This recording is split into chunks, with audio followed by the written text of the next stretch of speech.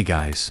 Tonight's story is called Paul Bunyan and Babe, the Blue Ox. Let's begin. Long, long ago, before there were big bustling cities, paved highways, or cars zooming around, the land of America was a massive, untamed wilderness. It was covered from coast to coast with dense, endless forests, towering mountains that touched the clouds, and ice-cold rivers whose waters had never been fished by regular men. In those ancient, wondrous days, a very special baby was born to a kind family living in the rugged hills of Maine. From the very first moment he opened his eyes, everyone knew he was no ordinary infant. His parents named him Paul Bunyan, and he was a true giant of a boy. Paul was so staggeringly, colossally large from the day he was born that his parents searched the entire town but could not find a single wooden cradle or bassinet big enough to hold him. Out of options, and desperate to find a place for their massive newborn to rest, his father gathered the town's finest carpenters, and together they built a massive wooden ship. They lined the deep hull of the ship with tons of soft straw, fresh hay, and heavy woolen blankets. And then they carefully floated it in the gentle waves of the Atlantic Ocean, just off the coast, to act as Paul's giant floating cradle. It worked wonderfully at first, but a hilarious problem arose whenever baby Paul went to sleep. Whenever little Paul rolled over in his dreams or playfully kicked his giant legs, the massive wooden ship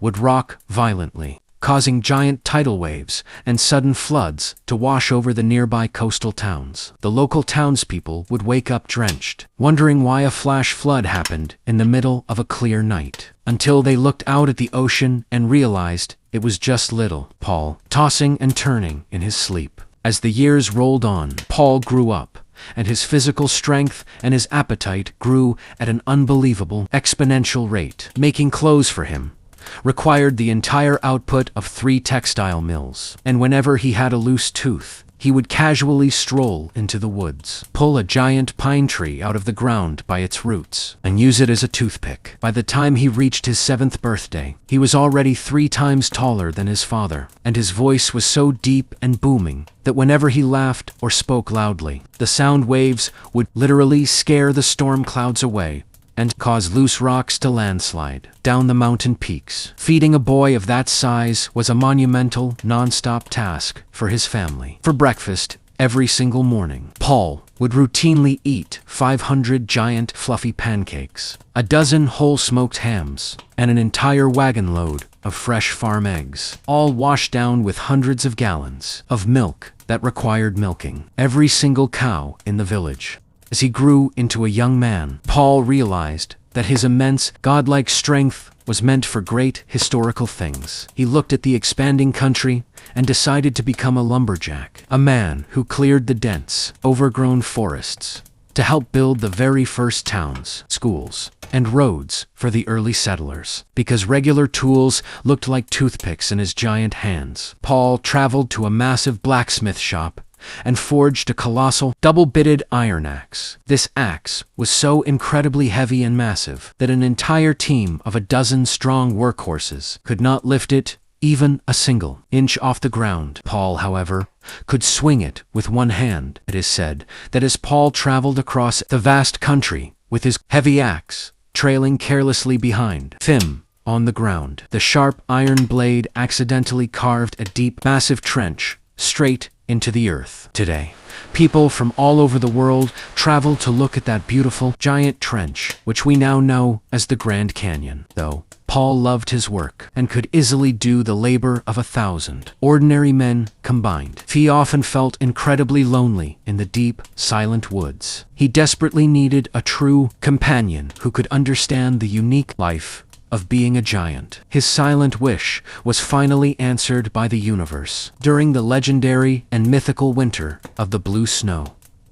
That particular year, the winter freeze was so bitterly cold and magical that the snow falling from the dark winter sky wasn't white at all. It was a deep, glowing, beautiful shade of sapphire blue. The air was so intensely freezing that whenever the lumberjacks tried to speak, their words would freeze instantly into solid, icy chunks. The moment they left their mouths, no one could hear a thing. If you wanted to know what your friend had said, you had to gather up the frozen chunks of words from the snow, take them inside the cabin, and melt them over a roaring fire so the sounds could finally escape and be heard. While walking through the surreal, icy blue landscape one evening, Paul's sharp ears caught a faint, muffled crying sound coming from beneath a massive snowdrift. Curious, he used his giant hands to dig through the mountain of blue snow, and there, he found a newborn baby ox, shivering violently and whimpering for help. The poor little creature had been stuck in the storm for so long that its hide had turned completely blue from the freezing cold. Paul,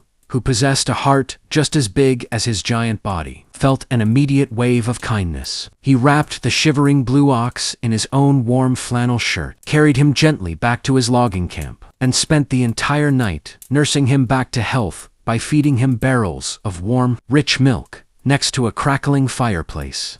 The little ox survived and grew incredibly healthy, but because of that magical storm, his hide stayed a bright, beautiful blue color forever, and Paul decided to name his new best friend Babe. Babe the blue ox grew at an absolutely incredible rate, eventually becoming so utterly gigantic that it took a grown man for whole days and nights of continuous walking, just to travel from the tip of one of Babe's horns to the other, to keep Babe well fed and provided with enough milk. Paul traveled far and wide until he found Lucy, a magical, colossal cow. Lucy was so gigantic that she produced enough milk every morning to fill a massive lake, single-handedly feeding Babe and the entire logging camp. Babe was so heavy that whenever he playfully ran through the wet, muddy forests, his massive hooves left deep, crater-like footprints in the earth. When the spring season arrived and heavy rains fell from the sky, these giant footprints filled up to the brim with water, creating the famous 10,000 lakes of Minnesota. Together,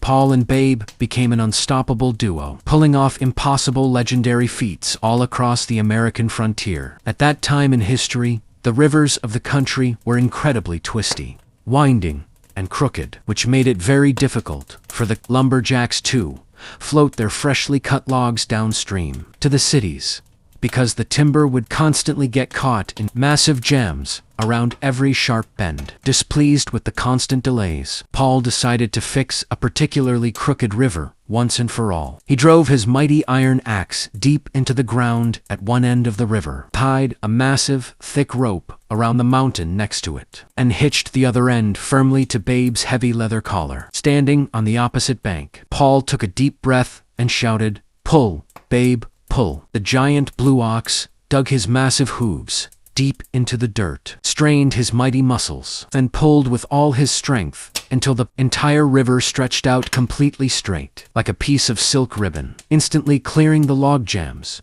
and creating the grand wide Mississippi River. As Paul's fame grew, his logging camp expanded to hold nearly 10,000 lumberjacks, creating a base that looked like a sprawling city. Paul surrounded himself with legendary characters to manage this massive operation. There was Big Joe, a giant camp helper who was so strong his primary job was simply to carry and refill Paul's enormous tobacco pipe. There was also Johnny Inks, the camp's brilliant head clerk, who recorded the camp's finances and lumber tallies with legendary speed. Johnny wrote so incredibly fast that he saved the camp thousands of dollars a year on ink, simply by refusing to use periods at the end of his sentences or dots over his lowercase letters. Feeding this army of workers was a monumental task, especially since lumberjacks absolutely loved eating pancakes. Paul's head cook, a clever man named Sourdough Sam, struggled to bake enough food until Paul built him a colossal iron griddle, so immense that a person standing on one side could not see the other side clearly through the cooking smoke. To keep this giant griddle perfectly greased, Sour Sam had to strap giant slabs of bacon to the feet of the young kitchen boys, who would then ice skate across the hot iron surface to grease it perfectly before the batter was poured. In just a few minutes, thousands of perfect golden pancakes were flipped and served to the hungry men. Life in the camp wasn't always smooth, however. One summer, the camp faced a terrifying infestation of giant, monstrous mosquitoes. These insects were so huge that they could carry off full-grown logs in their claws. To combat them, Paul sent for a swarm of giant, fierce honeybees from an overseas land, hoping they would destroy the pests. But instead of fighting, the giant mosquitoes and giant honeybees ended up falling in love and marrying each other. Their offspring were an even worse nightmare, a terrifying new breed of insect that had a stinger on both ends. This allowed them to bite and sting the lumberjacks coming and going, day and night. Paul finally outsmarted them by building an enormous mountain of sweet sugar wax. The double-ended pests flew into it greedily, got their feet stuck forever, and the camp was saved. As the decades passed, the wild, untamed forests gradually transformed into modern towns, busy roads, and growing industries. And Paul and Babe eventually realized that their grand historical work was finally done. Wanting to leave the noisy, crowded modern world behind, they packed up their belongings and walked far away into the deep, untouched, silent snow of the furthest north. Parents in the 1990s would tuck their children into bed on cold winter nights and tell them that Paul and Babe are still up there, sleeping peacefully under the beautiful northern lights. They would whisper that the howling, rumbling wind outside the bedroom window isn't a scary storm at all, but just old Paul Bunyan snoring deeply in his sleep, and that the glowing green and purple lights in the winter sky are just the magical, warm breath of Babe the blue ox, keeping the giant warm and comforting the children until they closed their eyes and drifted off into a beautiful, peaceful sleep. And just like that, Paul and Babe are fast asleep right now in the magical northern snow. And it is time for you to close your eyes, drift off into your own dreams, and have a wonderful night. Sleep tight and good night.